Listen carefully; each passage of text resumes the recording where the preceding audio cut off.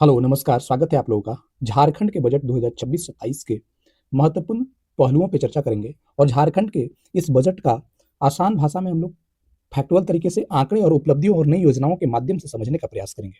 झारखंड की जीडीपी यानी economy growth और हेल्थ, एजुकेशन और कई अन्य समावेशी क्षेत्रों पे इस बजट पे क्या-क्या विशेष ध्यान दिया गया है, इसके बारे में हम लोग चर्चा करेंगे। आगे हम लोग झारखंड के बजट के बारे में झारखंड के बजट का नाम अबुआ दिसोम बजट के नाम से प्रस्तुत किया गया है। वर्तमान वित्त मंत्री राधाकृष्ण किशोर के द्वारा विधानसभा में प्रस्तुत किया गया। इस बजट की सबसे प्रमुख नाम अबुआ दिसोम यानी झारखंड के आंदोलन में सबसे बड़े आंदोलनकारियों में से एक शिबू सोरेन जी के नाम पे अबुआ दिसोम उनकी श्रद्धांजलि के रूप में प्रस्तुत किया गया। झारखंड वित्त वर्ष 2026-27 के लिए 1,58,560 करोड़ रुपए का अबुआ दिसोम बजट पेश किया है, जो पिछले वर्ष के तुलना में लगभग 9% अधिक है।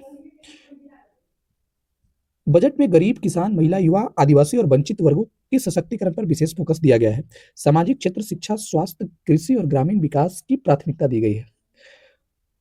इसकी पहली टॉपिक है बजट का कुल आकार और नाम। चूंकि नाम अबुआ दिसोम बजट के नाम से प्रस्तुत किया गया है और यह पिछले वर्ष के तुलना में 9% अधिक है।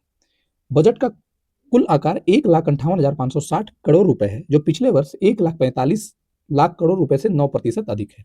सामाजिक क्षेत्रों पे फोकस यानी बजट का सबसे बड़ा हिस्सा सामाजिक क्षेत्रों के फोकस पे है, यानी सामाजिक क्षेत्रों के लिए 67,460 करोड़ रुपयों का आवंटन किया गया है, जिसमें महिलाओं और बच्चों के विकास के लिए 22,995 करोड़ रुपए शामिल है। बजट में गरीब, मजदूर, आदिवासी और दलितों के सशक्तिकरण पे विशेष ध्यान दिया गया है। महिलाओं के लिए कई ऐसी योजनाओं पहले से जो चली आ रही है और जो वर्तमान में, जैसे मैया सम्मान योजना के तहत महिलाओं को 2,500 रुपए की मासिक दिए जा रहे हैं, जिसके लिए 14,065 करोड़ से अधिक बजट इस अबुआ दिसोम बजट में प्रावधान किए गए हैं। महिला खुशहाली योजना, नई योजनाओं की शुरुआत की गई है, जिसके लिए 25 करोड़ रुपए का आवंटन किया गया है। महिलाओं को किसानों के लिए इंटीग्रेटेड फार्मिंग से जोड़ा जाएगा, यानी इंपॉर्टेंट टॉपिक में से एक महिला किसानों को इंटीग्रेटेड फार्मिंग से जोड़ा जाएगा। इंटीग्रेटेड फार्मिंग नई तकनीक, कृषि तकनीक पद्धति, जिसमें कल्टीवेशन फसल या फसल चक्र या कई ऐसे बागवानी पौधा लगाने के बाद जो महिलाओं को कृषक के माध्यम से उद्यमी बनाना। अगला टॉपिक पेंशन योजनाओं की मजबूती, यानी जो पहले से पेंशन योजना यानी मुख्यमंत्री सर्वजन पेंशन योजना के लिए 3,517 करोड़ रुपए के प्रावधान किए गए हैं, जिसमें इंदिरा गांधी राष्ट्रीय विकलांगता, विधवा और अपंगता पेंशन योजनाओं के लिए 1,463 करोड़ रुपए से अधिक आवंटित की गई है।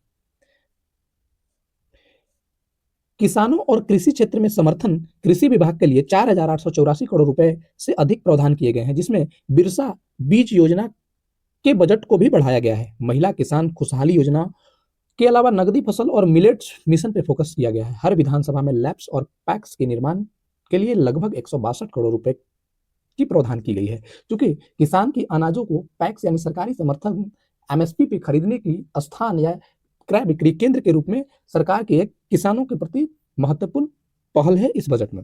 शिक्षा के क्षेत्र में सबसे बड़ा निवेश यानी शिक्षा के क्षेत्र में 16,251 करोड़ का आवंटन किया गया है, जिसमें 100 नए मुख्यमंत्री स्कूल्स ऑफ एक्सीलेंस खोले जाएंगे, 5 बालिका आवासीय विद्यालय खोला जाएगा, जिसमें धनबाद में 2, पलामू, लातेहार और गढ़वा में 1-1 बनेंगे। वहीं पे डॉक्टर भीमराव अंबेडकर के नाम से यूनिवर्सिटी की स्थापना भी की जाएगी। स्वास्थ्य सेवाओं में मजबूती के लिए 7,990 करोड़ रुपए का प्रावधान किया गया है। सभी मेडिकल कॉलेजों में सीटी स्कैन और 24 सदर अस्पतालों में ब्रेस्ट मोमोग्राफी मशीन लगाई जाएगी। अबुआ दवाखाना जैसी योजनाओं पर जोर दिया गया है। ग्रामीण विकास और बुनियादी ढांचे, ग्रामीण विकास के लिए 12,367 करोड़ रुपए का इस बजट में प्रावधान किया गया है। ग्रामीण कार्य विभाग को 5,081 करोड़, पानी संसाधन और पंचायती राज पर भी निवेश किया गया है, बढ़ाकर निवेश की गई है। ग्रामीण सड़कें, पुल और आजीविका सृजन पे फोकस दिया गया है। केंद्र से शॉर्टफॉल का दावा, बजट में केंद्र सरकार लगभग 16,000 करोड़ रुपए की कमी का उल्लेख किया गया है। इसमें 4,000 करोड़ रुपए की जीएसटी क्षतिपूर्ति से संबंधित और राजकोषीय घाटा जीएसडीपी यानी ग्रोस स्टेट डोमेस्टिक प्रोडक्ट का लगभग 2.3% तक सीमित रखने का लक्ष्य है। युवाओं, रोजगार और इंफ्रास्ट्रक्चर पर जोर दिया गया है। युवाओं के लिए रोजगार सृजन, स्टार्टअप, स्किल डेवलपमेंट पर फोकस, वहीं सड़क, सिंचाई, बिजली और ऊर्जा क्षेत्रों में भी निवेश बढ़ाना है। ग्रामीण शहरी विभाजन को कम करने का लक्ष्य है।